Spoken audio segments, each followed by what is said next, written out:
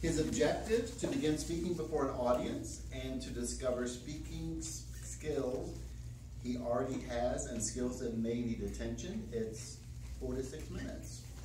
Congratulations.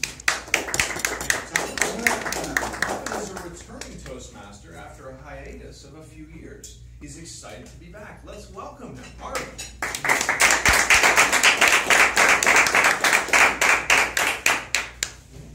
Thank you, Mr. Toastmaster. Good morning, members and guests. As usual with any icebreaker, and actually don't remember my original icebreaker from a few years ago, so have to think about it again.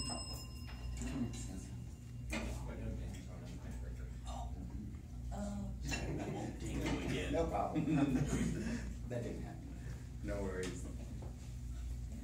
Have to think about what I'm going to be talking about, and one of the topics that came to mind, and it's often a conversation starter, or not necessarily a conversation starter, but after we get over the small talk, I'm often asked, where are you from? And I always have the internal debate of, should I do the short version or the long version? And since I have a few minutes, I'll go into the medium length version.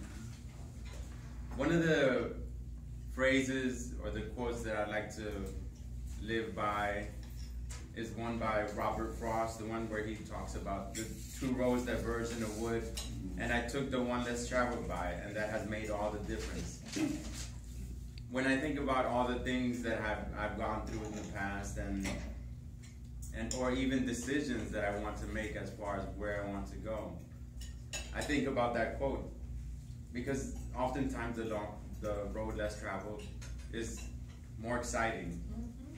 So to go back to my subject of this particular speech, where am I from? Just a little bit of background. I was originally born in El Salvador, but left when I was 5 years old because luckily my parents brought us here to the U.S., to New York. At that time in El Salvador there was a civil war, so a lot of people were leaving El Salvador. We made our way to Jamaica, Queens, New York, and we lived there for about eight or so years. So technically, when I say where I'm from, depends on who I'm speaking with sometimes, but oftentimes I say I'm born in El Salvador but raised in New York. So when I say my hometown, if we look at my Facebook profile, my hometown is Jamaica, Queens, because that's the place that I think most identify myself with. I really don't remember too much about El Salvador. Have just some memories. I know I still have family there. And that's the nice thing about Facebook. You can connect with people old family members that really I haven't seen in 30 years, but I know they're there and they exist. So I have a place to go back to if I ever go back.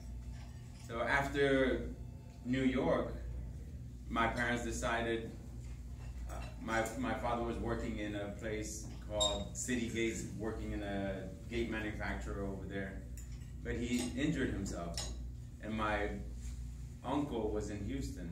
So one day, I don't know what the decision process was, I was in my early teens, so I wasn't paying attention to that stuff. He decided, to open a store in Galveston, Texas, close to Houston, and we moved down to Houston. So from New York to Houston, a little bit of cultural difference. You can say northeast versus south. And we went there when I was about 13, 14 years old. I enjoyed my time in Houston. One of the things that is often memorable is that for every year of high school, I actually went to a different school. So in 9th grade, I was in one school, 10th grade, I was in another school, 11th grade, I was in one school, and then 12th grade, I was in 4 different schools for each year. Wow. Which is, I don't consider it necessarily bad. It gave me different experiences that I would have never had. I would have loved to graduate from my high school in New York. It was a technical high school called Brooklyn Technical High School, but it worked out that it was fine. So after being in Houston, I graduated from there, joined the Army. I was working for my parents in the restaurant, and I was like, do I really want to do this? So I was like, I didn't know what I wanted to do, so I decided, hey, why not join the Army? So I went to the Army, went to basic training, Fort Sill, Oklahoma, then Fort Benjamin Harrison in Indiana, and my first duty station was in Panama. One of the things that I remember from when I was in the Army and in advanced individual training in Fort Benjamin Harrison, my drill sergeant there, she had told me that I've always wanted to go to Panama, and this is your first duty station. You know, this was a blessing for me, because that's where I actually met my wife, in Panama. That was back in 1994.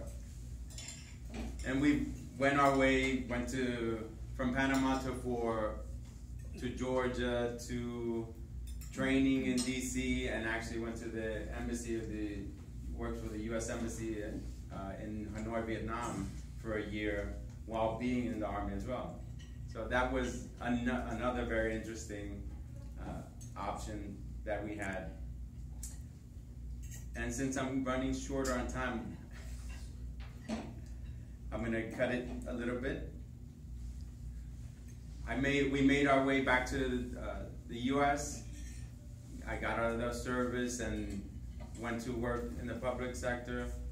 I actually got a chance to join Toastmasters, and we made our way back to Panama and then back to Florida, and now we're here. And one of the things that I want to end with a quote from Groucho Marx.